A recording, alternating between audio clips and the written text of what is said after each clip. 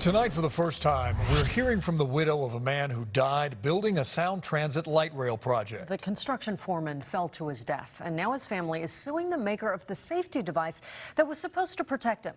Camera 7's Graham Johnson took a look at the evidence in the case.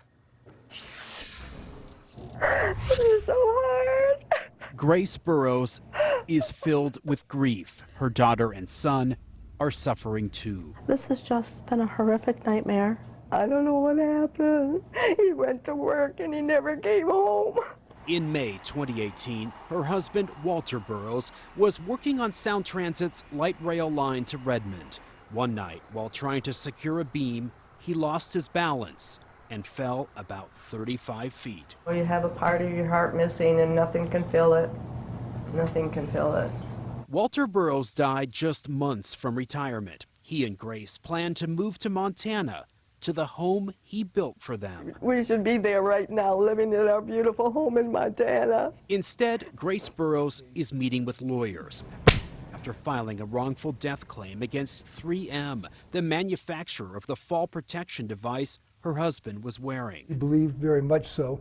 They misadvertised the product that resulted in Walter's death. The complaint from attorney Timothy Acker includes an ad for the NanoLock self-retracting lifeline, which declares it the ultimate in fall protection for any work environment. Ultimate for every job. Well, it wasn't for this one. Acker sent us these photos of the device Burrows was wearing and the beveled edge at the construction site that severed the lifeline. And when he fell, it ran out, came to a stop, went back and forth a little bit on the beveled edge, not a 90-degree edge, but a beveled edge, cut right through it. He fell to his death. We checked the product website, which includes this warning that sharp edges must be avoided or covered over. The State Department of Labor and Industries cited a similar warning in the instruction manual when it fined Burrows' employer, Kiewit Hoffman Eastlink Constructors, $11,200. State investigators denied the company's claim that it selected the right equipment. Investigators also found the contractor did not follow its own site safety and security plan, which required self-retracting devices rated for leading edges, and that those edges be protected with softeners.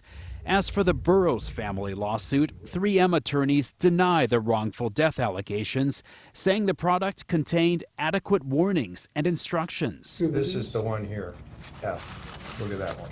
Acker and his legal team reviewed the company response, which suggests fault might be shared by Sound Transit, Kiewit Hoffman, and even Burrows himself. Mr. Burrows, for his contributory negligence and failure to fulfill his duty as foreman.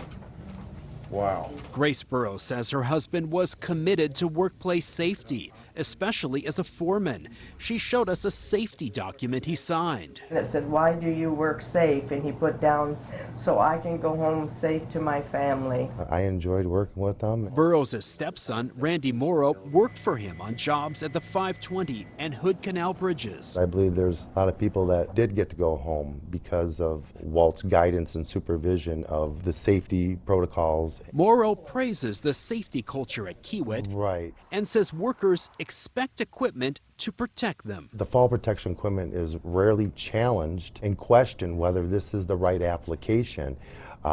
It's not a matter of complacency, it's a matter of trust. Grace Burrows says she wants justice for her husband. Unexplainable. Her daughter, Denise Foy, also hopes no other family suffers like this.